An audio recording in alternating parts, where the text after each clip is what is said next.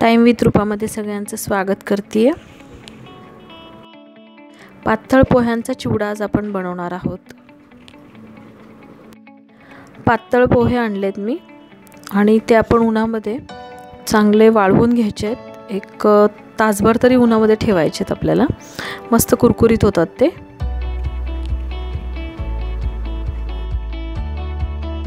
शेंगदाणे घेतलेत आपण 1 वाटी, खोबरं घेतलेलं आहे चिरून आणि काजू आणि बदाम आपण घेतलेले आहेत। शेंगदाणे, खोबरं, काजू, बदाम हे आपण तळून घेतलेलं आहे।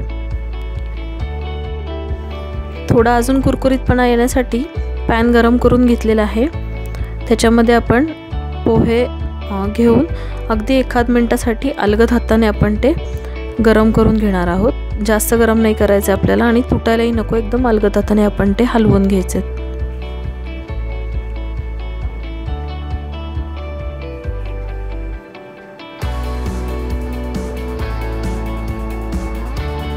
अलगद हाताने यासाठी, नाहीतर एकदम चुरा होतो त्या पोह्यांचा, म्हणून आपण हळूवारपणे हलवून घेणार आहोत।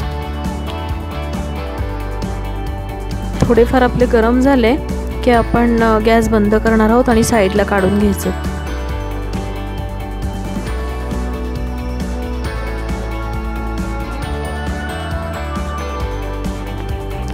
पॅन मध्ये अर्धी वाटी तेल घेतले मी। तेल गरम झालेलं आहे, थोडी मोहरी टाकून बघतेय।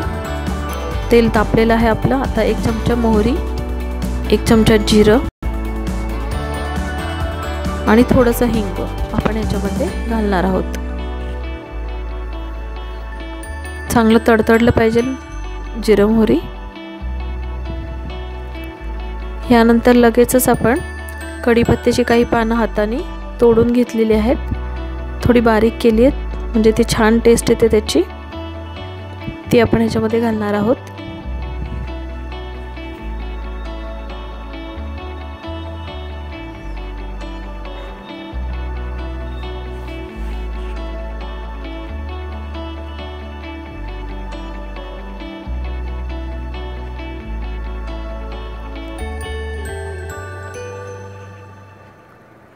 फोडणी मस्त बसली पाहिजे, तरच हा चिवडा छान होतो।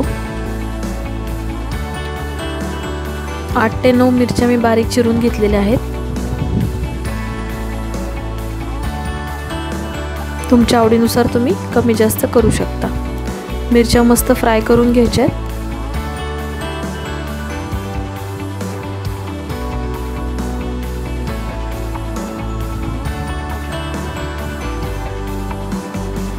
फोडणी जळायला नको याची काळजी घ्यायची आहे। यामध्ये आपण 3 चमचे पांढरे तीळ ॲड करतोय, खूप टेस्टी लागतात, नक्की तुम्ही टाकून बघा फोडणीमध्ये। आणि अर्धी वाटी मी पंढरपुरी डाळ घेतलेली आहे। तुमच्या आवडीनुसार तुम्ही ह्याचं प्रमाण ठरवू शकता। मस्त फ्राय करून घ्यायचं आहे।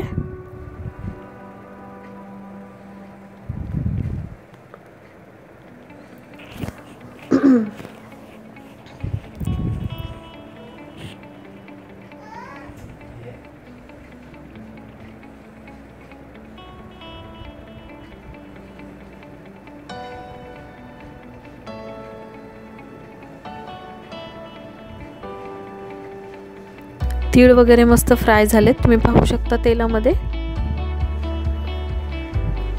यामध्ये जे आपण तळलेलं आहे ते सगळं ॲड करतोय। शेंगदाणे, सुकं खोबरं, काजू, बदाम ते पण आपण हलवून घेऊया।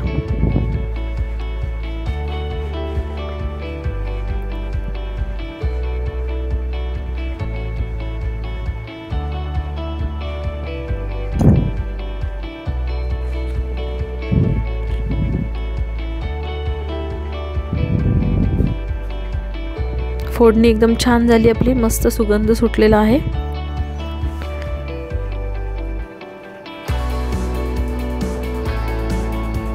यामध्ये चवीनुसार मीठ ॲड करते।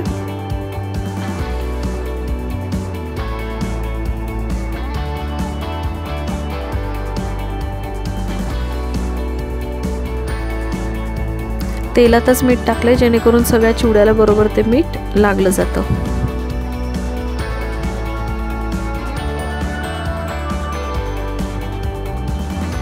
हळद घेणार आहोत अर्धा चमचा,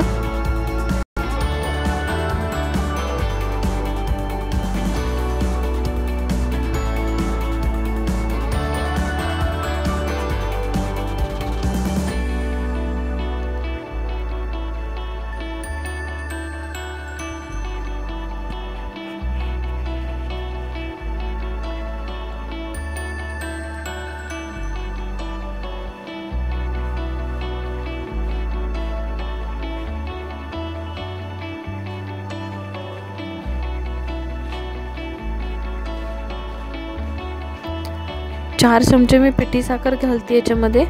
खूपच छान टेस्ट येते। मिरची आणि पिठी साखर हे कॉम्बिनेशन खूप मस्त लागतं या चिवड्यामध्ये।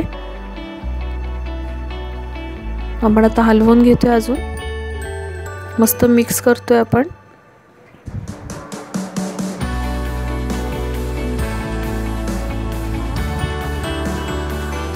हे पाहू शकता मस्त कलर आलाय फोडणीला आणि घरभर चिवड्याचा सुगंध सुटलेला आहे।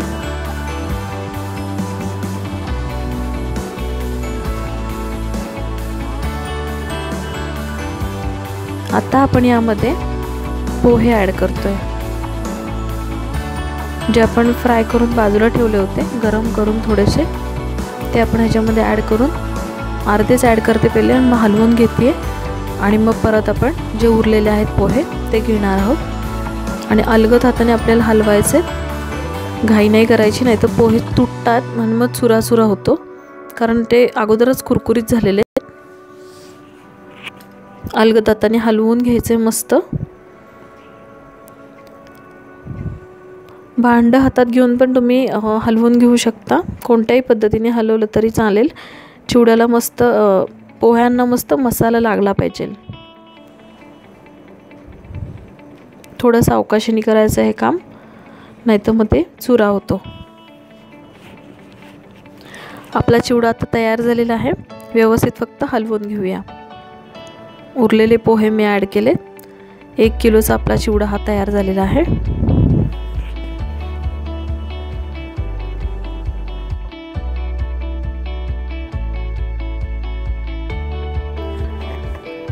या पद्धतीने पण तुम्ही हलवू शकता, मस्त मिक्स होतो। आणि तुम्हाला चॅनल खरंच आवडत असेल, ही रेसिपी आवडली असल्यास प्लीज लाईक करा, कमेंट्स करा आणि सबस्क्राईब करायला प्लीज विसरू नका। थँक्यू। दिवाळीसाठी आपला मस्त पातळ पोह्यांचा चिवडा तयार झालेला आहे। नक्की रेसिपी ट्राय करा, खूप इझी आहे आणि खूपच टेस्टी लागते। तर नक्की ट्राय करा आणि कमेंट्स बॉक्समध्ये कळवा। सगळ्यांना दिवाळीच्या हार्दिक शुभेच्छा।